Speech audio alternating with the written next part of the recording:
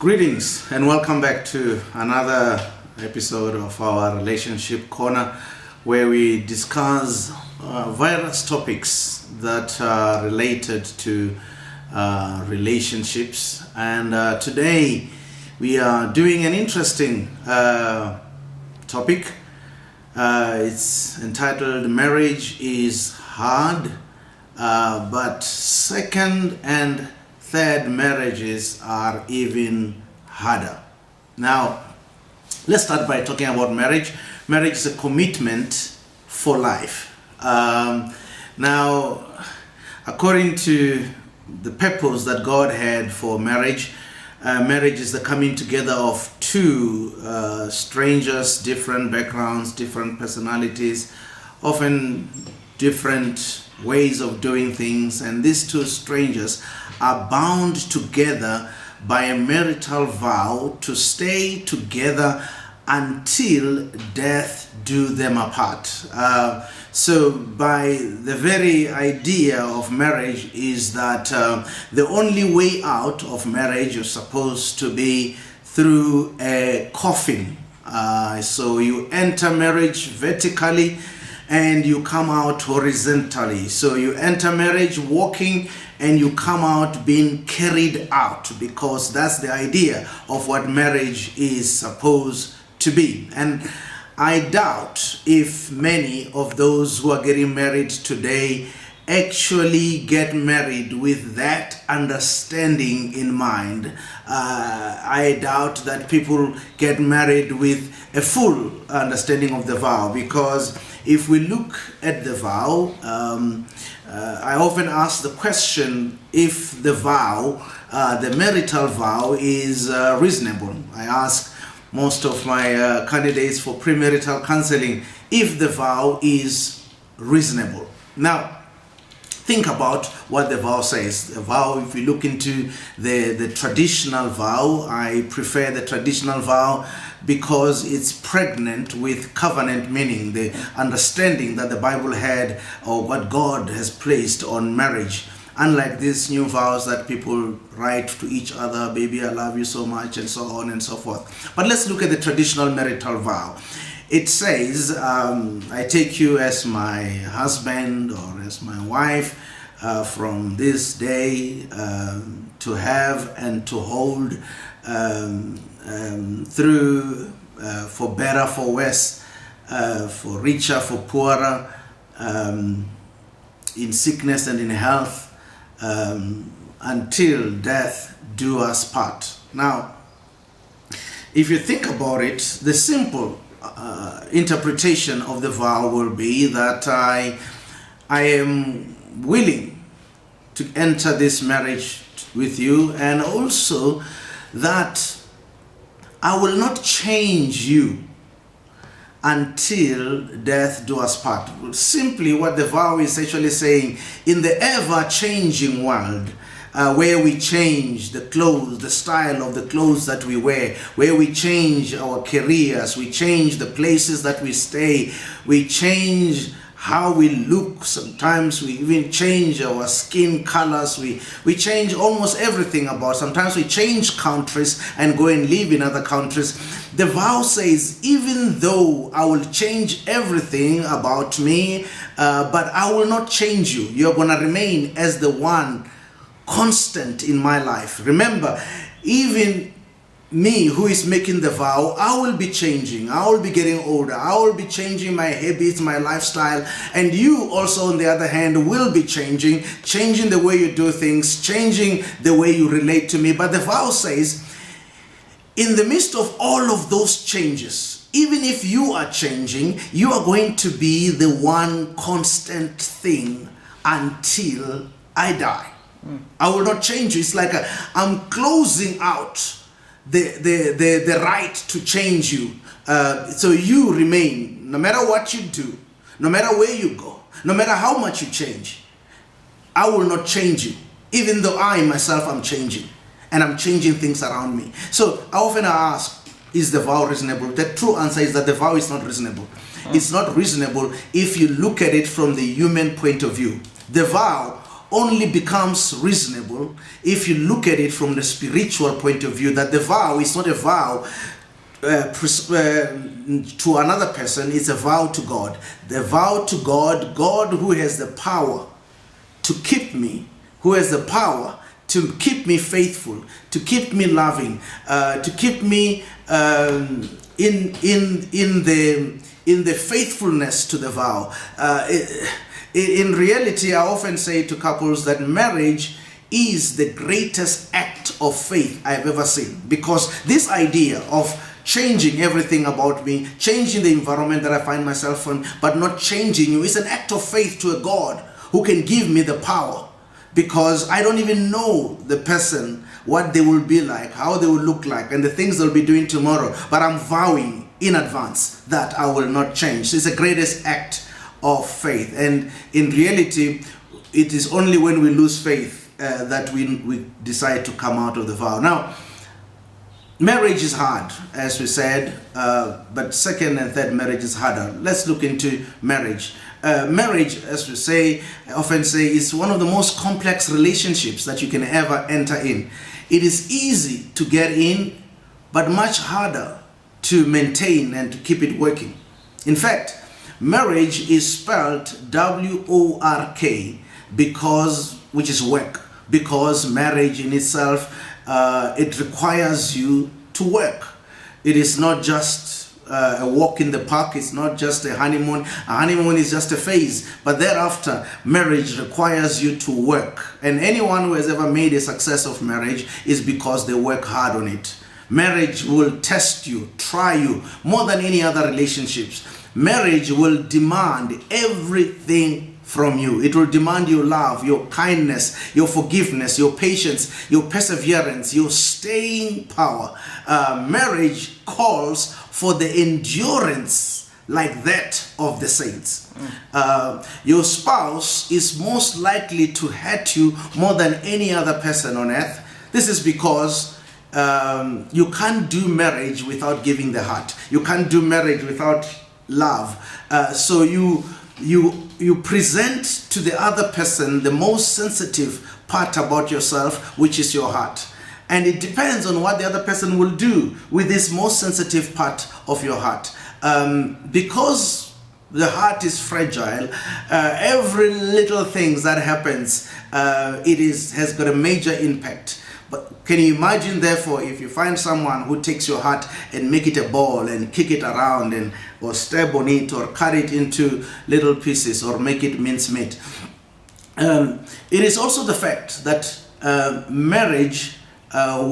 every marriage will be tested and tried to the point of breaking. It is important for us to realize that in the journey of marriage, anyone who gets married will reach a point at some point where they will find enough good reasons to divorce. And the reason that people do not divorce is not because they have not found reasons which others have divorced for. It's because they decide to be faithful in their marriage vow, regardless of the challenges. If you think about people who gave up on their marriage after 10 years, and you see another one who is in the marriage for 40 years, it doesn't mean that the one of 40 years had it an easy way. In fact, he probably experienced the same thing that the other one had in the 10 years, but 4 times, and still decide to remain faithful to their marriage. Therefore, marriage is not a summer day outing by the beach. At best, marriage is divine workshop, which is there to work on our characters and to prepare us for heaven. Now, as you said, marriages are difficult, and many people end up giving up in the path of marriage. Now, many people obviously give up too easily in the journey of marriage. We live in an age where marriage can be brought to an end for any reason or without any reason. We live in a time of throwaway, disposable, drive-through marriages. We live in a time when marriage has lost its value, has lost its importance. The mindset of many is that if it doesn't work out today, I will walk out tomorrow. So divorce is now common and widely accepted as part of a normal life, even in the church and even among our relatives. But in reality, most of the divorces could have been prevented, but it's because many a times when we get into those situations, divorce has been sold as a solution to cure all problems. Instead of dealing and addressing the challenges that people are having, people find divorce to be the easiest way out. So I don't have to deal with the problem. I can just cut the problem out. And I often talk about, a bad marriage. And I said a bad marriage is like a wound on the leg. One of those wounds that are septic, those wounds that have got pus and water and stuff dripping and blood and all kinds of an ugly thing. That wound is painful 24/7, and that's what a bad marriage is. A bad marriage is painful 24/7. But many people don't realize that the idea of divorce does not heal the wound. In fact, it amputates the leg where there is a wound. So it creates a permanent problem from which you cannot recover from. And the society of today has prescribed that as a way of dealing with challenges. And obviously there are situations that people are beyond people's control, because if someone does not want to be with you and they decided they don't want to be with you, or they are trying to kill you, and so on and so forth, you can't force anyone to be with you when they don't want to be with you. So it's important for us to realize that you can't force anyone to be with you when they don't want to be with you. However, I often say to people, end that divorce. You end it by having done anything possible in the world, anything possible you can to save the marriage, instead of many people who look at it as a first solution in dealing with whatever challenges that they have. So do whatever it takes in order to find a solution, and then when you have moved the world and still there's no problem, then you have ended the divorce that you are having. If we look into the statistics with relation to issues of divorce, we are told in 1920 only 1 in 7 marriages ended up in divorce. By 1940, 1 in 6 marriages ended up in divorce. By 1960, 1 in 4 marriages, a quarter of marriages were ending up in divorce in 1960, which is very recent. And then in 1972, it was 1 in 3 marriages ending up in divorce. And by 1980, we already had 1 in 2 marriages ending up in divorce, and today we're told that divorce is more than 50% of marriages. The Stats SA does a very good statistics on the issues of marriage, and they reported earlier this year that in South Africa, 44% of marriages are not making it to their 10th anniversary. 44% of marriages are not getting to their 10th anniversary. That means they are ending in the 9 years. And the highest risk area is between 5 and 9 years. So many marriages are ending up between 5 and 9 years in South Africa, and 44% not getting to the 10th anniversary. Now, as we look into those statistics, they are very scary. And we also know that as much as 50% of marriages will end up in divorce, we know that 60% of people who are getting married for the second time will end up in divorce. So it's 50% chance for those who are marrying for the first time, and 60% for those who are marrying for the second time. And we're told that it is 65% for those who are marrying for the second time with children involved. So that's the statistics that are there. Now, you would have thought, a general rule, as they say in English, once bitten, twice shy. You would have thought that people who have been married before, now when they enter into their second marriages, they are wiser. Just like somebody who has failed grade 10, you would have thought that since they went through the same syllabus in the past year, now that they are repeating the same syllabus, now they will be more successful. No, it actually doesn't work that way. It actually becomes the worse. The fact that you have been there before, it does not work to your advantage. In fact, it works to your disadvantage. Why? Why are second marriages and third marriages harder? Why are they harder? Number one, most of the time, the problem is not the other person, but it is marriage itself. Now, because most people, when the marriage is not working, the first thing that we think about is that you are the problem. The other one says you are the problem. But most of the time, it is the marriage itself. And as you have said earlier on, marriage is a complex institution. So many people enter marriage without preparation for marriage, without understanding what they're getting themselves into, without understanding how to navigate in this sea of marriage. And because of that, they give up. Oh, they can just as well blame the other person or blame themselves. But the biggest issue I have seen in the deterioration of marriage is lack of marital education. It's a lack of understanding of what marriage is and how to navigate marriage. In fact, up to 60 or more than 60% of couples that I see who come for counseling, most of them have to do with the failure to understand what marriage is. In fact, that's the biggest issue. Sometimes people tell me that we have got this problem and that problem and these things are happening and this one is doing that and this one is doing that. And after listening to their story, I say, all you have told me so far is that you're married. That's what marriage is all about. That's marriage. Oh, so nobody ever told you. That's what it is. Because, as you can understand, I can drive a car. I do have a driver's license, but I can't fly a helicopter.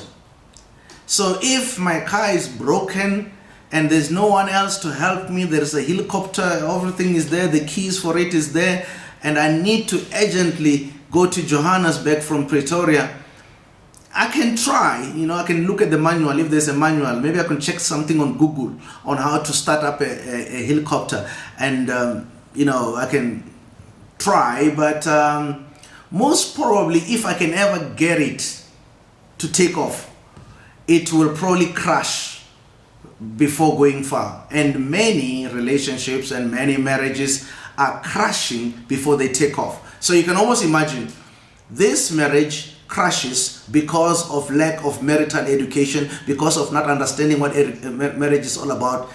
And then the person goes, because in our view, it's always the other person who is wrong, is the other person who was not, who was creating problems.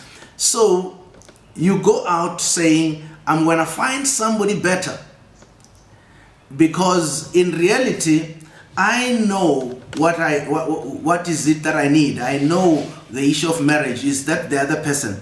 But only to find out that the same place where you crashed, because you are again going to be required to fly the same chopper that you crashed last time, and then you're going to crash almost at the same time at the same place because you have not learned anything of knowing how to fly the helicopter. So one of the things that second marriages fail has to do is that the fact that people fail at the same place where they failed before. But because people have been married, they think they know better. So they are more stubborn in their own assessment, in their own way of doing things, because they think they've got experience. They think once bitten, twice shy. They think that now they are more cautioned and they know things. And that in itself also creates further problems. And that's why it makes it worse than what it was before. Another thing that makes second marriages difficult and not successful, it's what is called the 80-20 principle. And I think we saw this in the movies that were called Why Did I Get Married? 1 and 2. The 80-20 principle, for those who don't understand what it's all about, it says When you look into marriages, particularly people who are married, there is 20% that the person doesn't like about the spouse, 20% that annoys you, 20% that irritates you, 20% that just you hate about this person. And then because of that you get frustrated, and then you go and start looking somewhere else in order to find that 20%.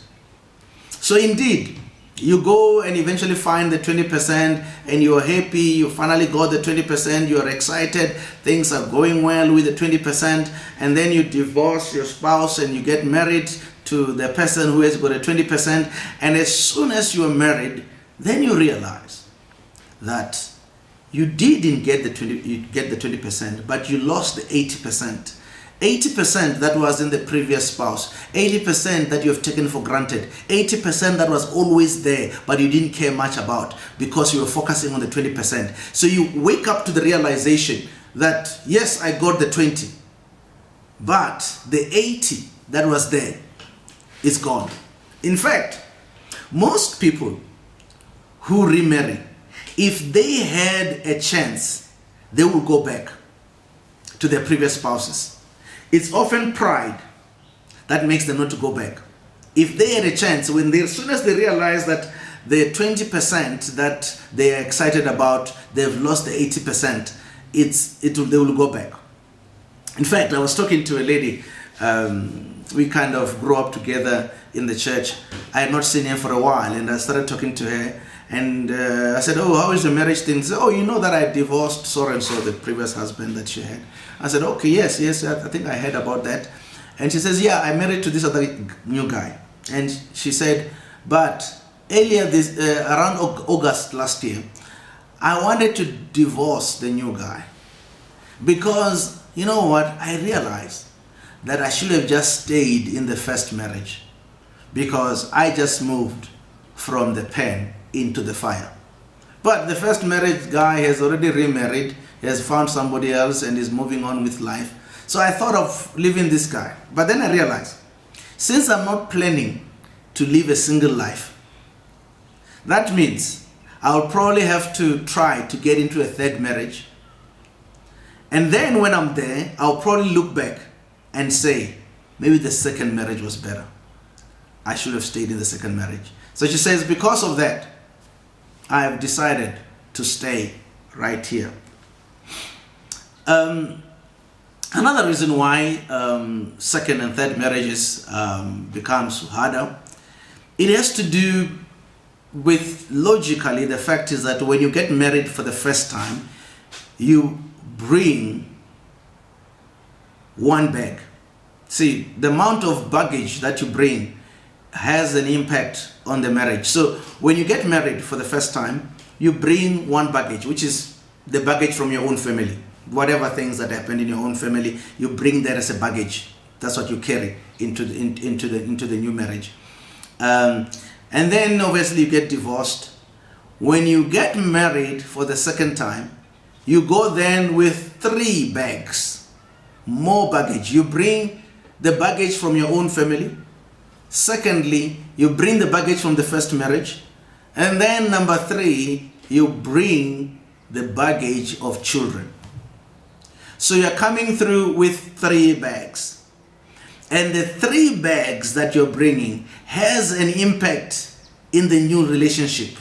The dimensions that all those 3 brings makes this one more harder. And as we said, the first marriage requires work. This one requires work and overtime in order to make it to work. You need to have done overtime to continue to make the second marriage to work. And now you think about it. If you come out of the second marriage and then you go into the third marriage, you go in with 4 bags now. One from your own family, then you bring the baggage from the first marriage, baggage from the second marriage, then you bring the children, and you are bringing 4 bags. And so therefore, even to make this to work, it requires even more and more effort I'm not gonna say it is impossible, but I'm gonna say it requires a lot more work for it to succeed because of the amount of baggage. Remember, combined with those baggages, you've got baby mamas and baby daddies in the wings. One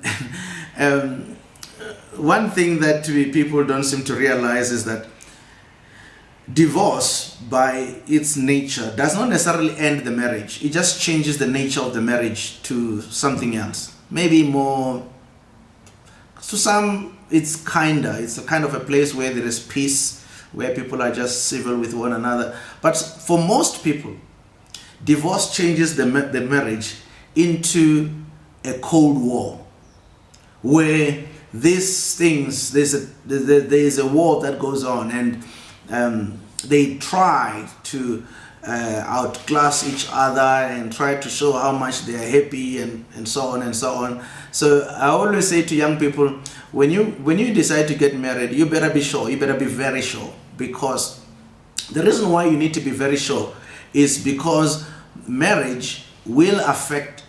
marriage will affect you when you are in the marriage, and it will affect you even if you get out. It will affect you when you're outside. The bad marriage cannot be ended by divorce, because divorce just changes the nature. So as soon as you've gone out, it still affects you. So when the children comes from being with the father, they come back to their mother and they said, "Mommy, the new auntie that daddy has, it's very nice. She's very nice. She bought us new clothes. She said we can come and stay with her, and she doesn't shout like you, mommy." It continues. It cuts you even when you're outside. When they come back from their mother and they come back and they said, "Oh, daddy, oh, the new uncle is very nice. He drives a BMW. Why, daddy? Why can't you buy a BMW? Because the other uncle says he'll take us to Durban with a BMW."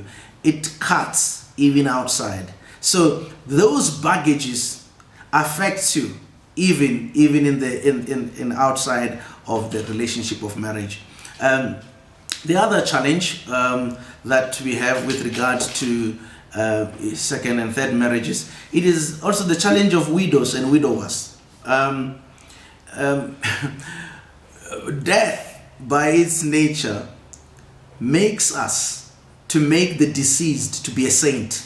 The mourning over the person who has died makes us to sanctify them, whilst the ones who is divorced, we make them a devil. The one who is died, it doesn't matter how bad he was or how bad she was, we make them a saint. We erase all the negative memories. In our mourning, we erase the negative memories and stay with the positive.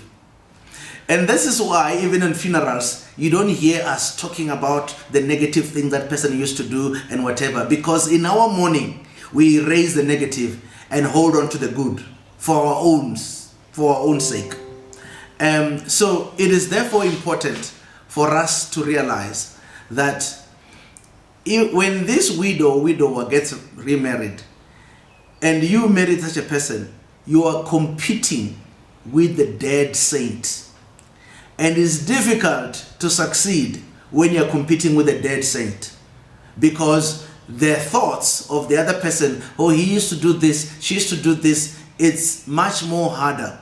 Even if you know that you have the right to remarry, but it becomes much more harder because you are fighting against the dead saint when you are a living human being with weaknesses in your life.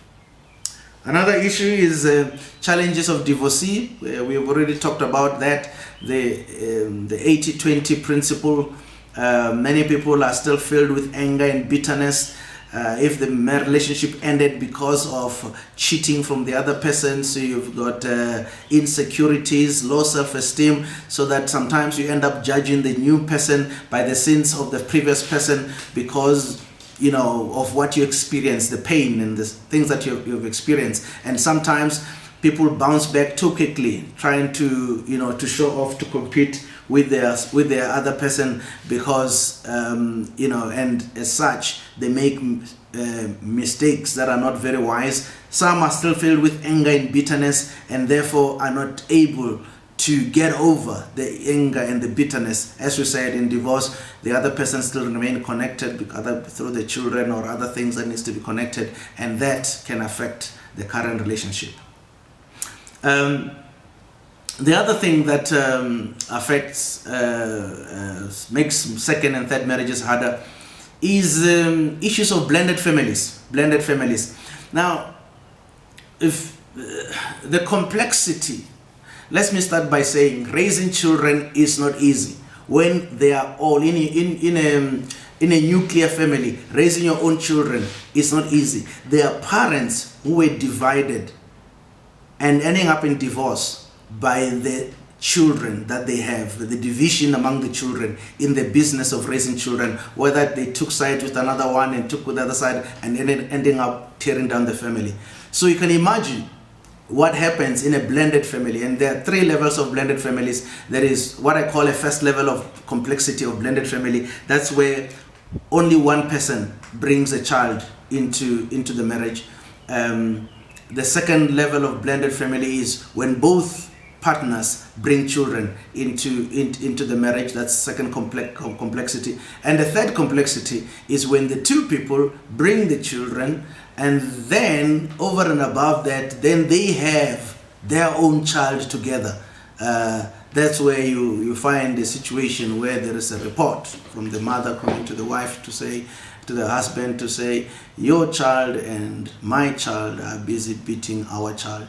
Those are the complexities that we find with that. And managing the issue of blended family is as critical as managing the marriage. So it's almost like you've got another task that you need to have and to succeed on in the blended family, while you still have to work on the issue that is called marriage.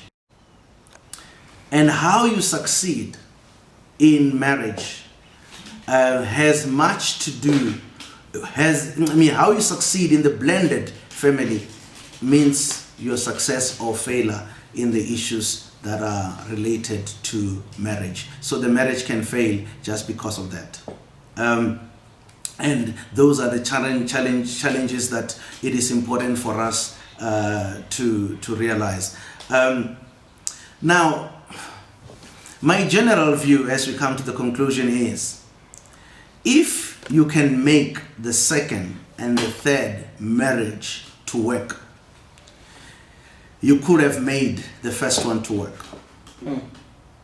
So generally, the strength and the energy and the work that is required in the second marriage, it's a little bit less. It's a bit more than what is required in the first marriage. So you could have made the first marriage work. Of course, it's either after the first marriage you decide to work harder and become more focused on your marriage. That's why it is succeeding, even though you failed on the first one. Secondly, we have said most of the problems that are there in marriage failures has to do with lack of marital education. So probably instead of just jumping from the first marriage to the second marriage, you go and learn and understand what marriage is. Obviously, the challenge is that many people go into marriage without premarital counseling or even having studied by themselves. So maybe this time you went and studied, try to understand, both of you, what marriage is. And then you went to premarital counseling, helping you to understand further marriage, and in being imparted with the skills on how to navigate marriage. Then, so this time you are getting into marriage better prepared. And that's why, even though it requires more work, you can succeed this time, even though you failed before.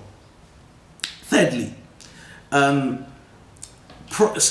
are times where indeed your spouse was somebody who had his or her own problem. The spouse was the one derailing. Maybe it was an issue of infidelity or other kind of problems where somebody is chronic adulterer or a serial adulterer or whatever things that it might be, where the person, sometimes it's mental illness that the person might be suffering from, and that marriage ended. Even though you have been working hard on the marriage, even though you were putting your effort, that marriage failed. So the second marriage succeed because while you're putting probably the same effort as you did in the first one, but the recipient, the other person on the partner that you have, is not someone who is mentally unstable. It's not someone who suffers from some deformity of character, which makes them to behave in a strange way. So those are the reasons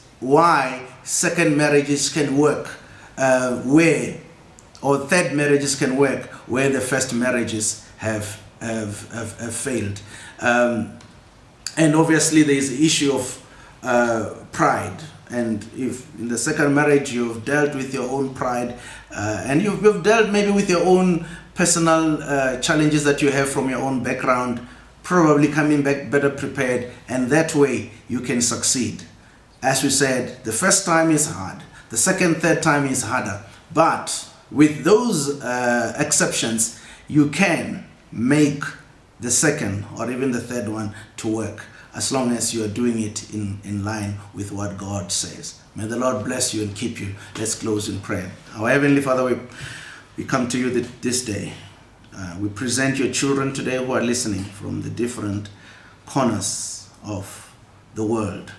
And Lord, we pray that you can have a special blessing on them. You know what they're going through in their relationships, in their marriages, in their own status as human beings. Give them hope.